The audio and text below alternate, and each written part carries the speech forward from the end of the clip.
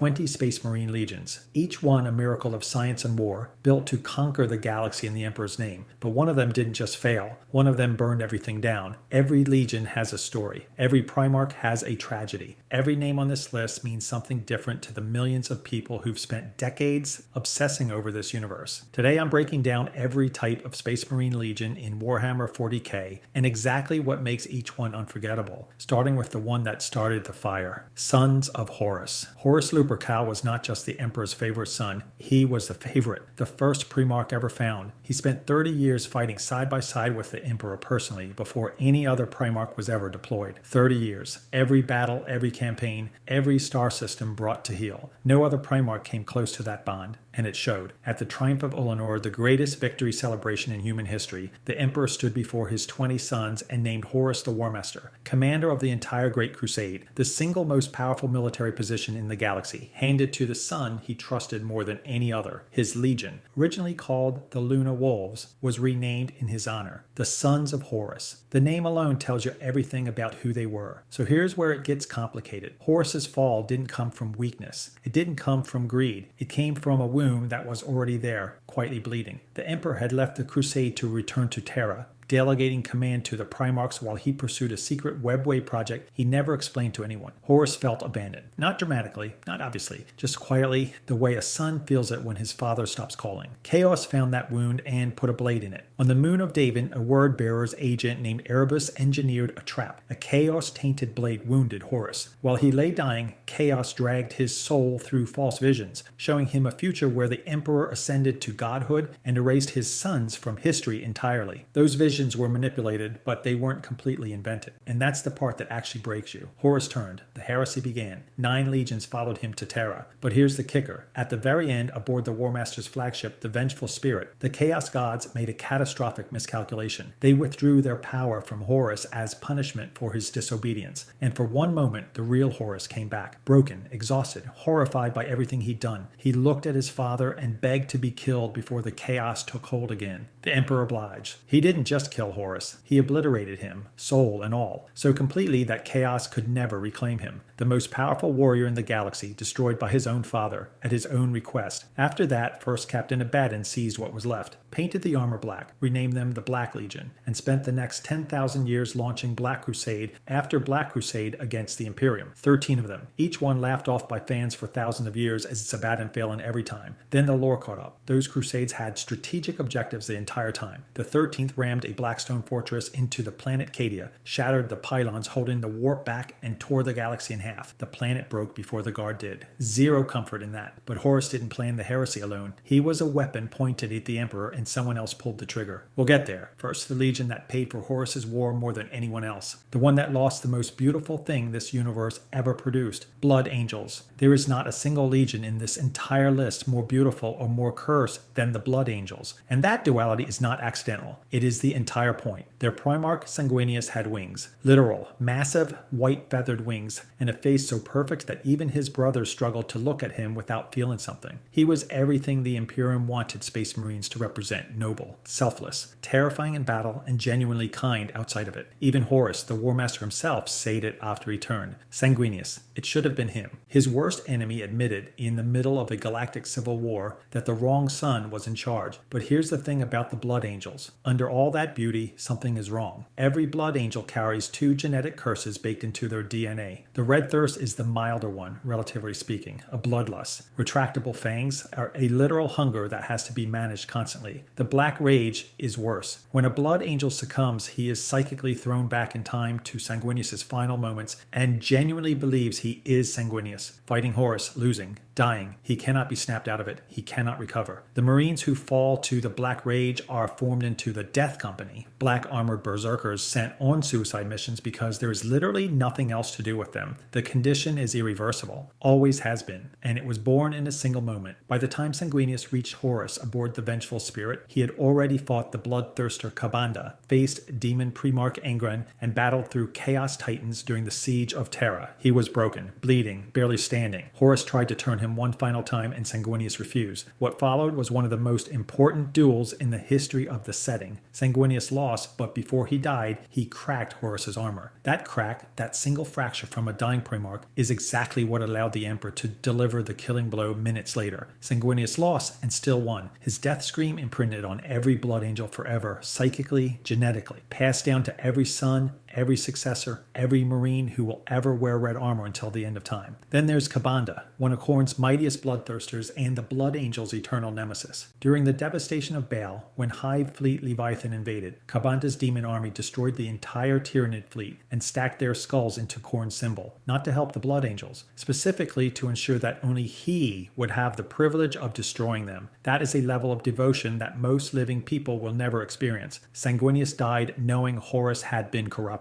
What he didn't know, what nobody knew, was that another Primarch had been robbed of everything he loved long before the heresy ever started, and spent 10,000 years trying to take it back. Thousand Sons. Magnus the Red is the most powerful Psyker the Imperium ever produced outside of the Emperor himself. Towering, copper-skinned, a single massive eye where two should be. He sacrificed the other to Tzeentch in exchange for knowledge, which tells you everything you need to know about how Magnus operated. He genuinely believed the transaction was worth it. He genuinely believed most of his transactions were worth it. That belief destroyed everything. Prospero was a library world. The Thousand Sons were warrior scholars organized into 5 psychic cults, each mastering a different discipline: precognition, biomancy, telekinesis, pyromancy, telepathy. They were not mindless killers. They were the most intellectually advanced legion in the Crusade, and Magnus was their center, their sun, their reason for existing. When the Emperor convened the Council of Nicaea and banned legion sorcery, it didn't just restrict them. It told them that the one thing they were built around was forbidden. Magnus ignored it, because he thought he knew better, because he almost always did, right up until the moment he didn't. Here's where it gets complicated. Magnus foresaw Horus's corruption before the heresy began. He attempted a catastrophic sorcery ritual to warn the Emperor directly, tearing through the warp with raw psychic force. Tzeentch offered extra power to punch through. Magnus took it, the warning arrived, and in the process he shattered the Emperor's secret webway project. Centuries of work, building a private FTL network for humanity, completely destroyed in a single moment. Demons flooded through the breach. The Emperor was forced onto the Golden Throne to hold the tier close, and he has been there for 10,000 years. Magnus is the reason. Not Horus, not Chaos. Magnus, trying to save his father, doomed him instead. The Space Wolves came to burn Prospero. Magnus, consumed by guilt, initially refused to fight back. Leman Russ broke his back across his knee. Magnus teleported his survivors to the planet of the sorcerers, into the arms of Tzeentch, who had planned every single step. Then Ahriman made it worse. Chief Librarian Azek Ahriman cast the Rubric of Ahriman, a massive ritual to cure the Thousand Sons' returning mutation. The most powerful Psykers were enhanced. Every other Thousand Son had their body reduced to dust inside their sealed power armor. Not dead, not alive, trapped, aware, screaming, forever. Soulless automatons called Rubric Marines that Ahriman still commands today. 10,000 years later, the greatest unintended atrocity in a setting full of them.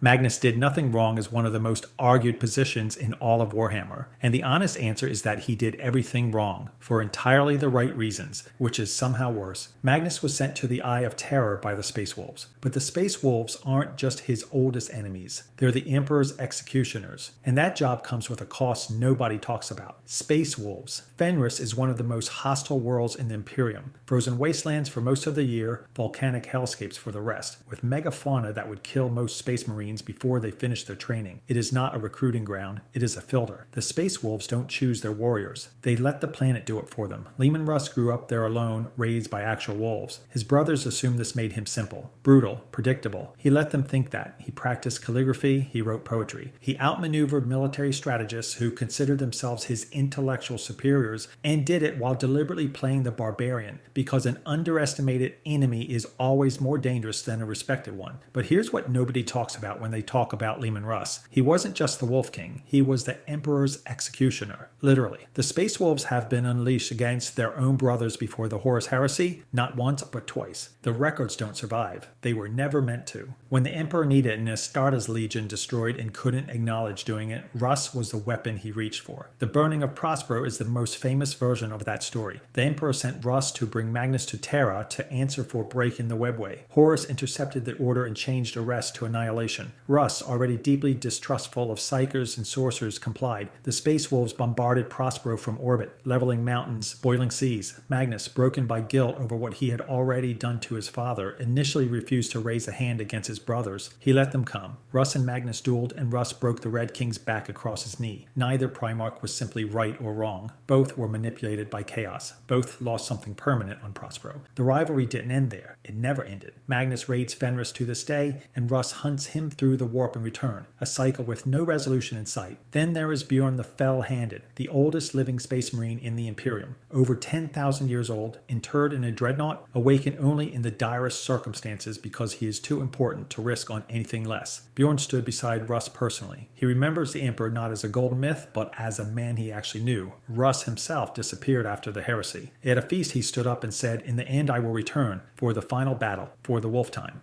Then he walked into the Eye of Terror looking for the mythical Tree of Life, whose fruit could heal the Emperor. Nobody has seen him since. Russ walked into the Eye of Terror and never came back. But he wasn't the only Primarch the heresy turned into something unrecognizable. The World Eaters Primarch never had a choice at all, and that might be the saddest thing in all of Warhammer. World Eaters. Angron was not always the World Eaters Primarch. He was found on Nuceria as a slave, a gladiator, a man who had been captured, had his skull cracked open, and had Dark Age cybernetic implants drilled directly into his brain. The butcher's nails, devices that replaced critical neural tissue, caused constant physical agony, and provided the only relief from that agony when Angron was actively killing something. Not fighting, killing. The distinction mattered. The Emperor examined the nails when he found Angron, determined they couldn't be removed without killing him, said nothing useful, and took him anyway. But here's the part that never leaves you. When the Emperor arrived on Nuceria, Angron wasn't alone. He had led a slave revolt. His brothers and sisters in the arena, the people who had survived alongside him, who had fought beside him for years, were massed on a hill preparing for their final stand against the armies coming to destroy them. It was a battle they were going to lose. Angron knew that. He had chosen to die there beside his people. The Emperor teleported him out and left every single one of them to be slaughtered. Angron never forgave it. Not once. Not ever. He is the only Primarch taken into Imperial service against his will, and every decision he made afterward traces back to the hillside on Nuceria. He didn't fall to chaos because of temptation or pride. He fell because he was a man in constant agony who had been robbed of the only death that would have meant something to him, handed to a father he never chose, and given an army he never wanted. He ordered the nails implanted in every Marine. The disciplined shock troops called the Warhounds became the World Eaters, screaming, chain-axe-wielding berserkers who could barely distinguish friend from foe. Angron didn't build a legion, he spread his suffering across one. Lorgar engineered Angron's ascension to Demon Prince of Khorne on Nuceria itself, at the exact battlefield where his gladiators died. That is not a coincidence, that is cruelty designed to the millimeter. Then there is Karn, Angron's query. Before the nails consumed everything, Karn was the one man who could calm the Primarch down. He wielded Garchild, Angron's own chain axe, rimmed with teeth from a creature called a Mika Dragon. At the Battle of Scalathrax, disgusted by a ceasefire that was stopping the slaughter, Karn picked up a flamer and started burning his own side's shelters. He killed friend and foe indiscriminately through the entire night. It shattered the World Eaters as a unified legion forever. The community calls him a pretty swell guy, sincerely, because his grief for what the legion used to be is completely genuine. And in this setting, that counts for something. Angron is still out there, Demon Prince, bound to Khorne, fighting forever, never free. He was never free, not once in his entire existence. But not every legion's tragedy is about a Primarch who was failed. And some are about a legion that failed itself and has spent 10,000 years hunting down the evidence. Dark Angels, the first legion, the oldest, the most decorated, and for 10,000 years, the most secretly compromised fighting force in the entire Imperium. Here's the thing about the Dark Angels. They are loyalists. Genuinely, verifiably loyal to the Emperor. They fought at Terra. They bled for humanity across every major campaign in the 10 millennia since. Nobody disputes any of that. But during the Horus Heresy, while the Dark Angels were deployed across the galaxy, something happened on their homeworld of Caliban that the chapter has spent every single day since trying to make sure nobody finds out about. Half their legion turned traitor. Luther was there at the beginning. He found the Lion as a feral child in the death force of Caliban, raised him, trained him, stood beside him as the boy who talked to wolves became the greatest warrior on the planet. Before the Lion, Luther was Caliban's finest knight. That distinction didn't survive contact with the demigod. Nobody's would. When the Emperor came and took the Lion away, Luther was assigned to garrison duty back on Caliban, protecting a world that didn't need protecting, watching from a distance while his student conquered the galaxy. Decades of that. Chaos found the wound, same as it always does. When the Lion returned to Caliban after the heresy, Luther's forces opened fire on his fleet from the surface. The duel that followed was apocalyptic. Luther, empowered by chaos, landed a psychic killing blow on the Lion. Then the guilt hit him instantly and completely, shattering his mind. A warp storm tore Caliban apart. The dark angels who had followed Luther were scattered through time and space, landing across 10,000 years of imperial history. They are called the Fallen. There are hundreds of them, maybe thousands, alive and active across the galaxy right now. And the Lion was found alive in the ruins, placed in hidden stasis by the mysterious Watchers in the dark, sleeping beneath their fortress monastery, the Rock, for 10,000 years. The cover-up defines everything. The Inner Circle, the Deathwing, bone-white Terminators who capture Fallen, the Ravenwing, jet-black bikers who locate them. A hierarchy of secrets so dense that most Dark Angels never learn the truth at all. They will abandon active war zones. They will let Imperial allies die. They will compromise entire campaigns to capture a single fallen angel before anyone notices he exists. A loyalist legion that behaves more suspiciously than most traitors because the one thing they cannot survive is the truth getting out. Then in 2023, the Lion woke up. 10,000 years of sleep, and he came back swinging. He has begun calling some fallen the risen. He has started forgiving them. 10,000 years of chapter doctrine challenged overnight by the man that doctrine was built to protect. Cypher is still out there too. A fallen carrying the Lion's broken sword, seemingly heading toward Terra. Nobody knows why, not even the Lion. The Dark Angels have been hunting their own fallen brothers for 10,000 years, but no legion has done more damage to its own brothers than the next one. Because they didn't just betray the Imperium, they planned the entire thing. Alpha Legion. The Alpha Legion was the last legion created and the smallest at founding. Every other legion's identity is built around what they are. The Alpha Legion's identity is built around making sure you never find out. Here is the basic problem with explaining the Alpha Legion. Everything you know about them might be wrong. Every record they left behind might be disinformation they planted themselves. Their own Horus Heresy novel ends with the author breaking the fourth wall to point this out directly. So take all of this with that in mind, which is exactly what they want. Alpharius and Omegon were the only twin Primarchs in existence. Identical, slightly shorter than their brothers, close enough in height and appearance to pass as regular Marines. They used this constantly. Every Legionnaire was surgically altered to resemble them. Battle records describe Alpharius leading charges on opposite sides of the same planet simultaneously. When a Space Marine of the Alpha Legion is captured and asked to identify himself, the answer is always the same. I am Alpharius. Every single one of them. Always. It is not bravado, it is doctrine. Cut off one head and two more take its place. Hydra Dominatus. But here is where it gets genuinely disturbing. Before the heresy, a Xenos alliance called the Cabal approached the twins with a prophecy. Two futures. In the first, the Emperor wins, the Imperium endures, and humanity slowly bleeds chaos for thousands of years until everything is eventually consumed anyway. In the second, Horus wins, humanity destroys itself within generations, but chaos is starved of its food source and dies with it. Total human extinction as the price of ending chaos forever. The twins apparently chose the second option, not because they were corrupted,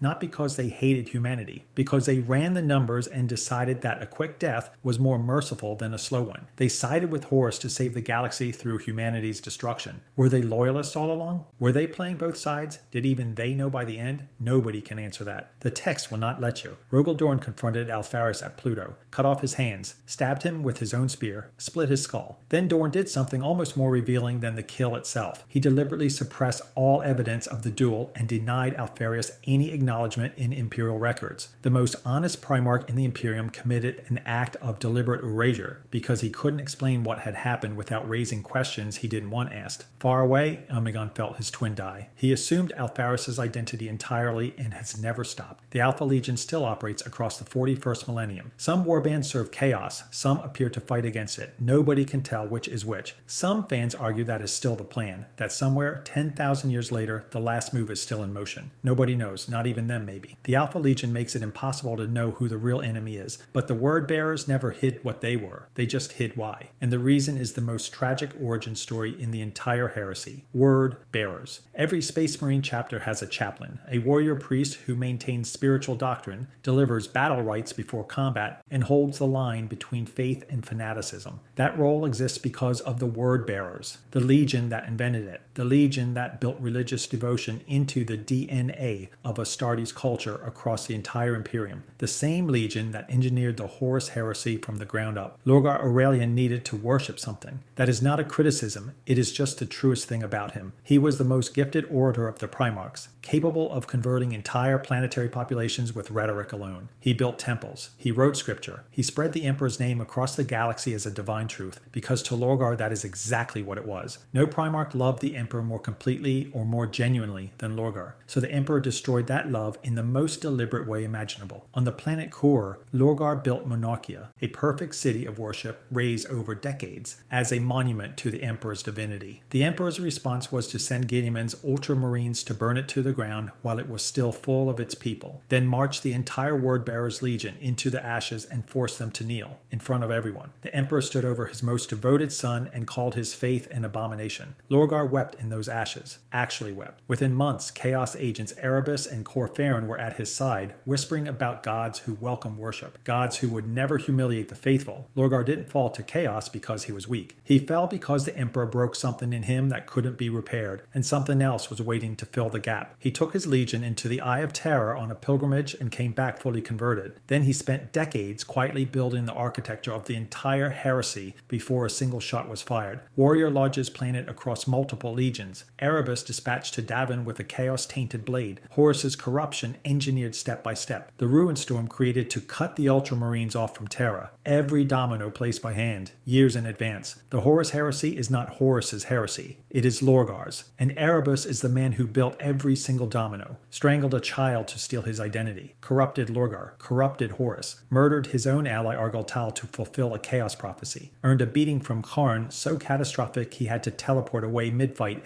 just to survive it. The Warhammer community is divided on almost everything. On Erebus, it is completely unified. The single most haunting question in the entire heresy is this: what if the Emperor had just let Lorgar worship him? No burning city, no kneeling in the ashes, no broken sun walking into the Eye of Terror looking for something to believe in. The entire catastrophe, the 10,000 years of darkness, the Golden Throne, all of it might trace back to one moment of paternal contempt on a planet nobody remembers. The word bearers remember, they always will. If you enjoyed this video and want to see more, click the video on the screen now.